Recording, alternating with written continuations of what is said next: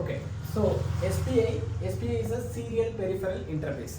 That's the abbreviation of the SPI. SPI is as we discussed, like it is a synchronous serial protocol. So here, along with the data line, we will have the clock line also.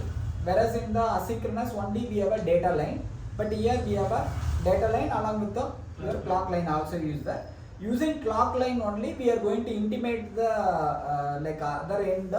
The sender is going to intimate to the other end what time the receiver has to check on the data line. Okay, based on the clock line only, the receiver will check the data line. So that's how the synchronization is going to happen. That we will see how in SPI it works. Okay, so and also the UART and the SPI, there is a much more difference. In UART, it is a one-to-one communication. Got it, right? So only sender and one receiver. So from sender you can receive using one line, and from other end you can receive in another line. So there is a two line will be there, correct? No, two-wire communication. Sometimes people will call it as a two-wire communication, the UART. So this is TX, RX, TX, RX. So one-to-one communication will happen in the UART protocol. But coming to SPI, one-to-one also will happen, one-to-two communication also happen, one-to-many also will happen. It means you have one master, there is a possibility that you can have multiple slaves. Again, it is not mandatory that you should have always multiple slaves. One master, one slave also can be. One master, two, or one master more slaves also can be there. And here it is a four-wire communication. It means generally as already we discussed, here only data line is there. This is for this way communication, and this is used for this way of communication.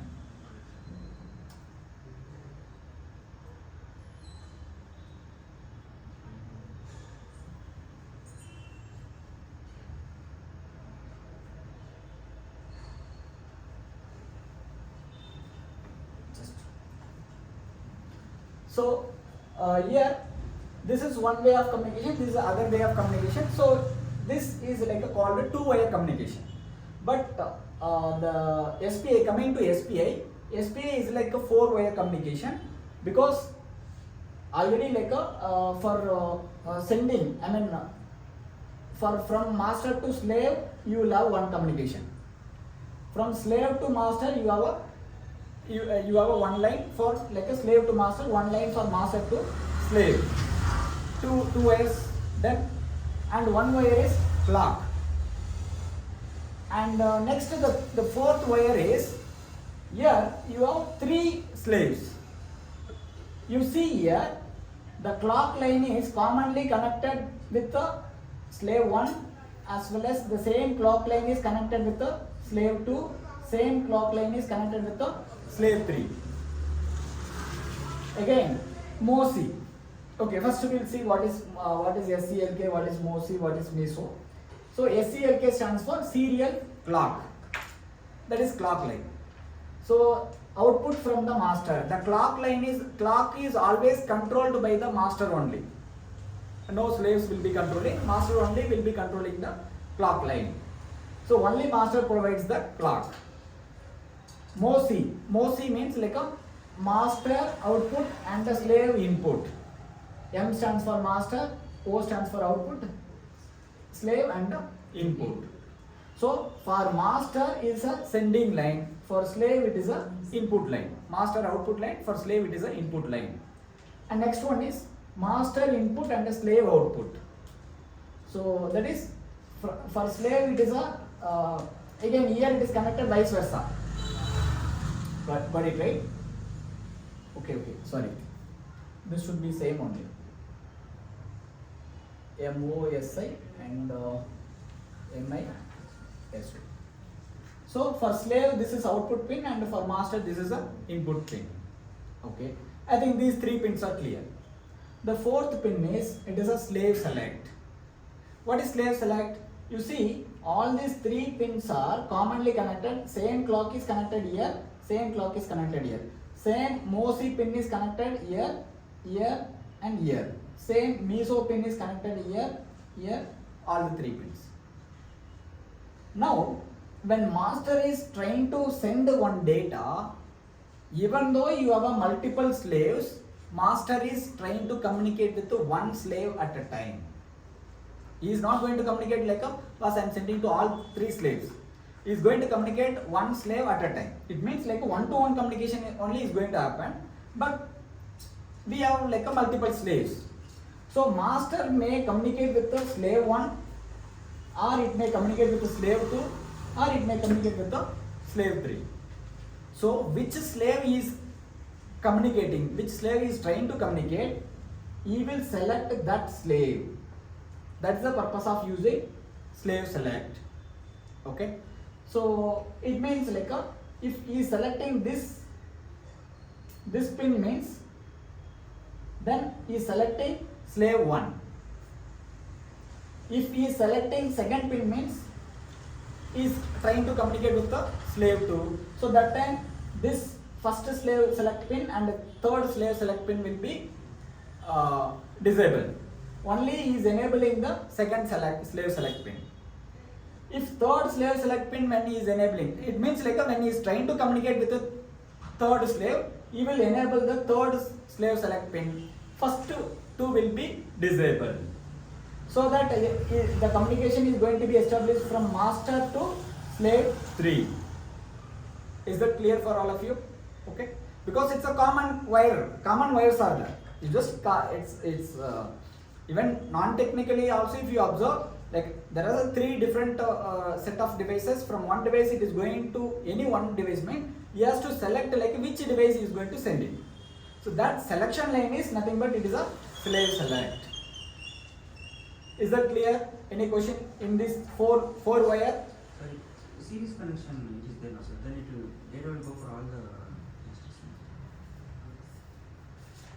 It is not parallel connection. It is a series connection. Yeah, it is like a it is serial connection only, but the thing is like other slave, when master is selecting one slave, no, other slaves like they won't take the data. See, until unless they are taking this data from here, it is not going to be like stored inside that particular slave. See, it is coming, but like that slave like he will go in a deactivated mode. He will not be in active. When that particular slave select pin is enabled, only that time that slave will consider the data line. Since the slave select pin is not enabled, so even though data is coming on the data line, he will not be in the active state. He will not take the data what is coming on the data line. Clear, right? Makes sense, everybody? Okay. So now how you are selecting the slave means it is active low. It means whenever this particular pin, it is a normal input output pin only. It is not a special pin. Only the first 3 pins will be special pin. Like for UART protocol, whenever you enable SPIN1, RC6 and RC7 will be used for transmit and receiving. Correct, no? So those 2 pins are belong to your UART protocol.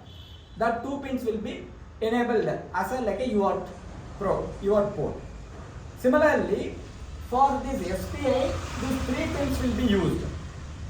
But this slave select pin is a normal input output pin only.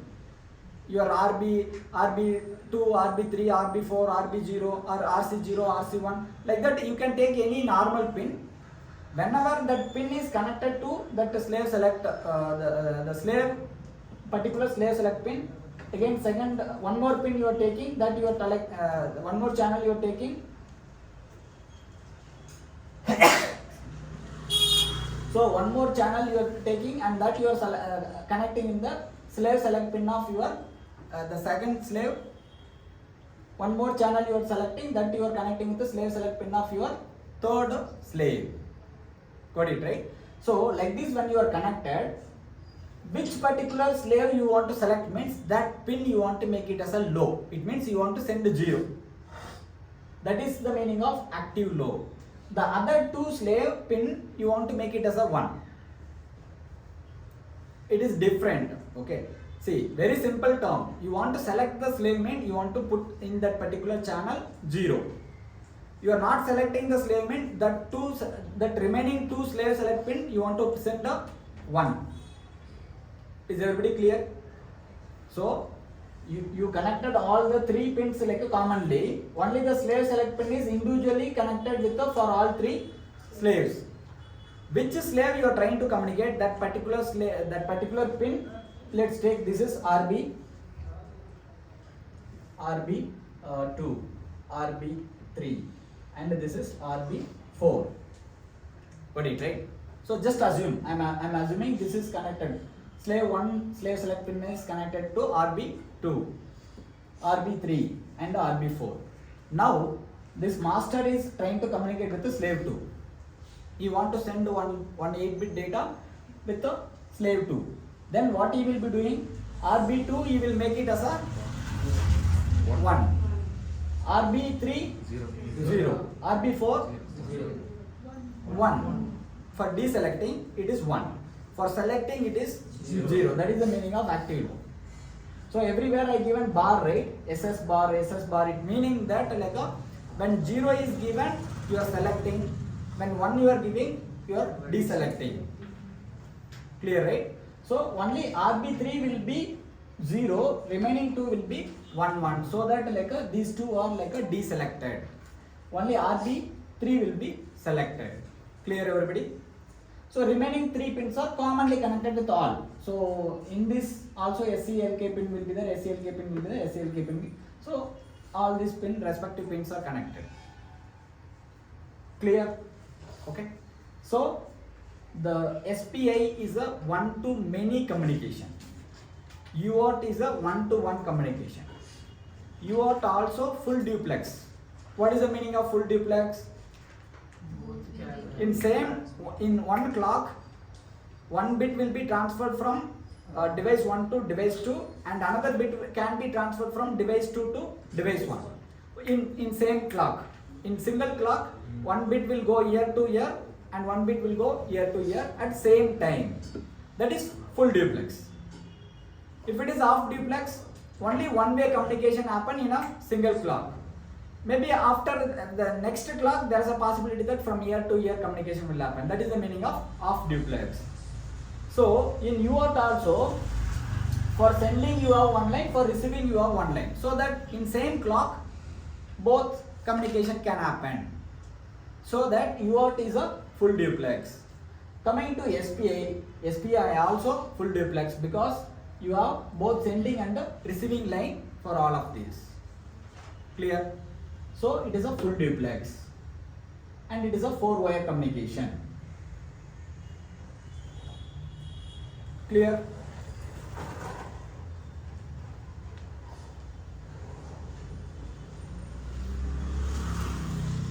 Okay.